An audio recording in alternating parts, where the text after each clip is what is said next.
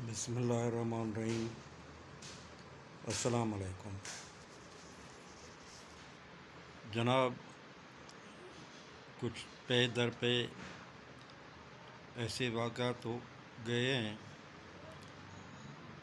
जिसके मुताबिक आज हम इस वीडियो में जायज़ा लेंगे कि इमरान खान की सियासत किधर जा रही है और इमरान खान का मुस्तकबिल क्या होगा।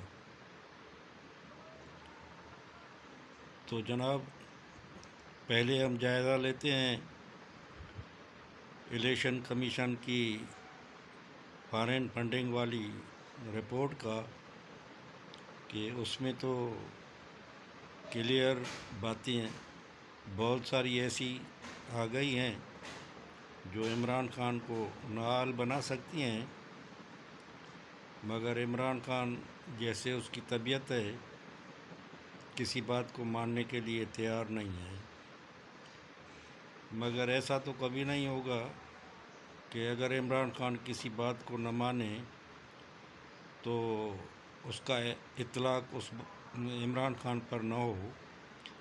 कानून अपना रास्ता लेगा और अदालतों ने अगर सही फैसला किया तो इमरान खान भी नवाज़ शरीफ की तरह ही नाअहल हो जाएंगे। और जिस पॉइंट पर नवाज़ शरीफ को नाअहल किया गया था, इस रिपोर्ट में ऐसी बहुत सारी पॉइंट हैं कि इमरान खान ने बहुत सारी बातें छुपाई और बहुत सारी बातों को डिक्लेयर नहीं किया इलेक्शन कमीशन में, तो वो बातें इमरान खान को नाअहल बना सकती हैं। ये तो एक बहुत बड़ी बात है उसकी नाअहली की। अगर वो नाअहल हो जाता है तो फिर तो उसकी सारी सियासत ख़त्म हो गई और फिर तो उसकी सियासत पर कुछ बोला ही नहीं जा सकता। अब आते हैं दूसरी बातों पर। जो इन लोगों ने पीटीआई ने और इमरान खान ने पंगा लिया है पाकिस्तान की फ़ौज से और पाकिस्तान के फ़ौजी जनरलों से। एक तो जो बलूचिस्तान में तैयारा फ़ौजी हेलीकॉप्टर गिर गया था और जिसमें 6 फ़ौजी शहीद हो गए थे, तो इसके ख़िलाफ़ पीटीआई के जो ट्रोलर्स हैं ट्विटर पर और दूसरे सोशल मीडियाज़ पर, उन्होंने बहुत ही एक गंदा खेल चलाया और उनके ख़िलाफ़ बहुत ही गंदी ज़बान इस्तेमाल करके पोस्टिंग की और सोशल मीडिया पर जो है वो बहुत ही गंद किया और फ़ौज के ख़िलाफ़ बहुत कुछ बोला और बकवास की। तो उसके ख़िलाफ़ भी अदारे एक्शन में आ गए और उन लोगों की पकड़ धकड़ शुरू हो गई। 2-3 लोगों ने तो वीडियो बयानात में भी एतराफ़ किया और बोला कि ये हमें अपनी पार्टी की क़यादत से हुक्म था। तो उनकी पकड़ धकड़ चालू है। कुछ लोग पकड़े गए हैं और बहुत सारे अकाउंट्स की छानबीन हो रही है, वो भी उनको भी नहीं छोड़ा जाएगा। तो जब किसी की कुदरत के पास तरफ से बुराई आती है तो बुराई पे दर पे आती ही रहती है। अभी ये चैप्टर चल ही रहा था तो पता नहीं इन लोगों को क्या हुआ कि शहबाज गिल ने आकर टीवी चैनल ARY पर फ़ौज के ख़िलाफ़ एक बहुत बड़ा 20-25 मिनट का बयान दिया और यंग जो हैं वो ऑफिसर्स और नीचे के सतह के ऑफिसर्स को खुली तौर पर कहा कि आप अपने बड़े अफसरों का, जनरलों का कहा मत माने और बगावत करें। ये आपका जो है वो हक का नारा है। और आवाम को भी बोला कि फ़ौज के ख़िलाफ़ बगावत करें। तो ये तो जो शहबाज गिल का बयान था ये तो खुल्लम खुल्ला पाकिस्तान के आइन और कानून के ख़िलाफ़ था और उसकी पकड़ होनी थी। पता नहीं इन लोगों के दिमाग में क्या हवा भर गई है या इन लोगों की बुराई दिन और बुराई शुरू हो गई है कि जो भी बात करते हैं वो अपने ही ख़िलाफ़ करते हैं। तो इसके रद्द-ए-अमल के तौर पर बहुत सारी FIR शहबाज गिल के ख़िलाफ़ दाखिल हो गई और जो है वो उसको पकड़ा गया। उसके पकड़ने का जो है बयान भी कुछ व्लॉगर्स अजीब बता रहे हैं कि वो इमरान खान के बनीगला हाउस में इस बयान के बाद 2 दिन छुपा हुआ था, मगर इमरान खान उधर किसी को रोटी नहीं खिलाता और वो भूख से बेहाल होकर एक दोस्त को फ़ोन किया कि 2 दिन से भूखा हूँ, मैं आपके पास खाना खाने आ रहा हूँ। और जैसे ही वो बनीगला से बाहर निकला तो बनीगला चौक पर उसको पकड़ लिया गया। मज़े की बात यह है कि वो पुलिस वर्दी में लोगों ने उनको पकड़ा। अब तो सीसीटीवी फुटेज भी आ गई हैं, मगर इमरान खान ने बड़ी डटाई से बयान दिया कि शहबाज गिल को सफ़ेद कपड़ों वालों ने अगवा किया है और अगवा करके ले गए हैं। मगर वो दूसरे दिन ही कोर्ट में और अदालत में मजिस्ट्रेट के सामने उसको पुलिस ने पेश किया और 2 दिन का रिमांड ले लिया। अब सुनते हैं कि शहबाज गिल ने बहुत सारे राज उगल दिए हैं और शहबाज गिल के बयानात से हो सकता है इमरान खान के ख़िलाफ़ भी एक बहुत बड़ा केस या एक बहुत बड़ी जो है वो उसके ख़िलाफ़ बात बन जाए और वो भी पकड़ में आ जाए। तो उसके बाद इमरान खान ने पता नहीं वो इसको प्रेस कॉन्फ्रेंस करता है या कौम से खिताब करता है। यार ये मुल्क अजीब है कि कौम से खिताब तो कौम का या मुल्क का सरबराह करता है। एक सियासी आदमी को कौम से खिताब कैसे कहा जाता है?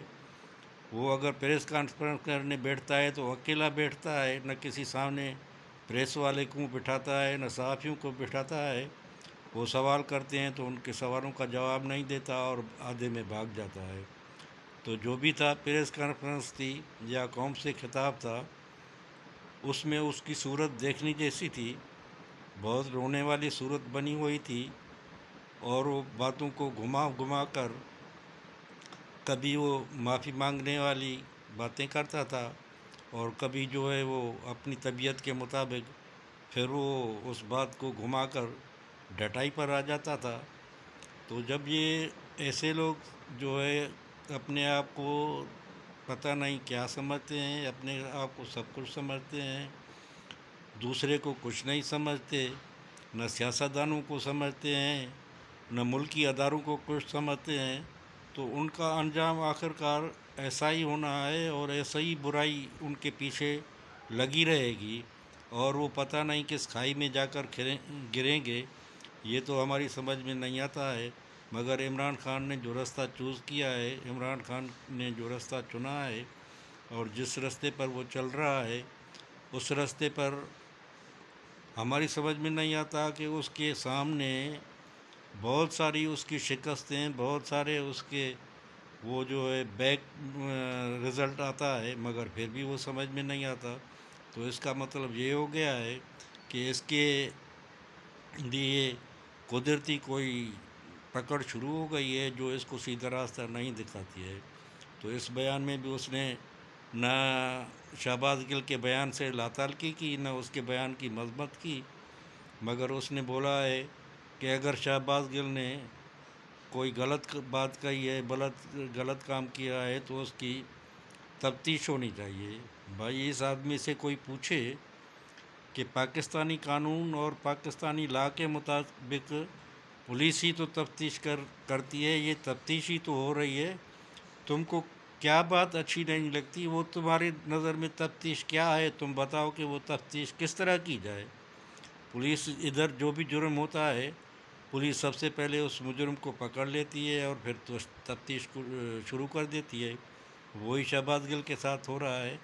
तो ये इसके लिए कोई नया कानून बनाया जाए कि पहले तफ्तीश की जाए और फिर उसको पकड़ा जाए। पता नहीं ये कहाँ से भाई। अगर तुमको इतना ही ये लोग प्यारे थे तो तुम अपने दौर में ऐसे कवानीन बना लेते कि भाई किसी को पकड़ा नहीं जाए पहले तफ्तीश। तुम्हारे दौर में तो वो जो तुम्हारा लाडला बना हुआ था, जो केस चला रहा था और वो दूसरों को बग़ैर तफ्तीश के पकड़ कर 6-6 माह तक जेल में डाल रहा था, जिसके खिलाफ़ वो जो है बड़ी वीडियोज़ स्कैंडल भी आ रही थी और जिसको चुमी बादशाह कहा जाता था।